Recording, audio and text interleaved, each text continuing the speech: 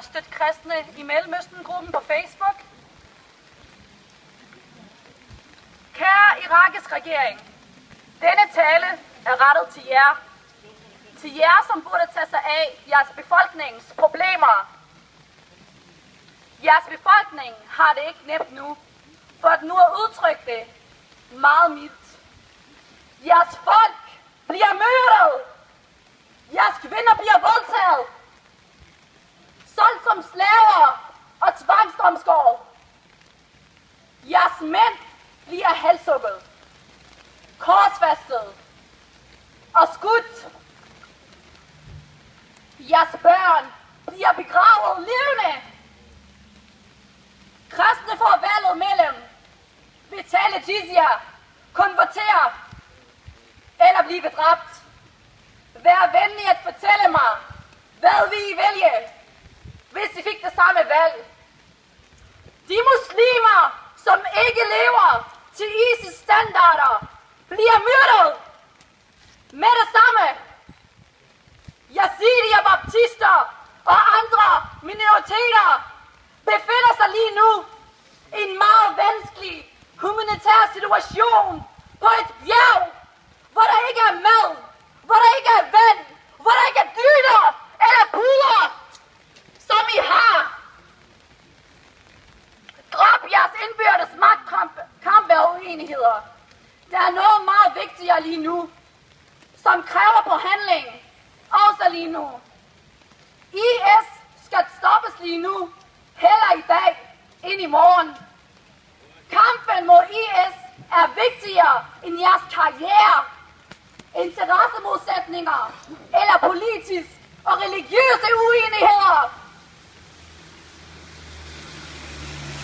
Det, jeg har sagt lige nu, er min generelle mening. Og nu går jeg over til en kristen synsvinkel. Som kristen har jeg lært at acceptere hver menneske som et menneske, uanset politisk baggrund eller baggrund i det hele taget. De kalder os for kuffar, som betyder vantro. Så det vil sige, de accepterer os ikke. Og når jeg siger de, mener jeg IS. Og når jeg taler om IS, så er det fordi, at den irakiske regering skal vide, hvem de er oppe imod. Jeg vælger ikke at tale til ISIS. Overhovedet ikke, faktisk. Jeg vælger ikke at tale til IS, for det nytter jo ikke noget at tale til folk, som hverken har samvittighed eller empati. Mosul, Iraks største by, hvor de kristne har levet i 1800 år, er på hænderne af ISIS.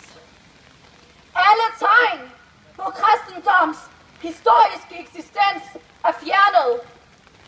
I Hitler-Tyskland sætter man jødestjerner på jøders ejendom, så man vidste, hvem man skulle være efter.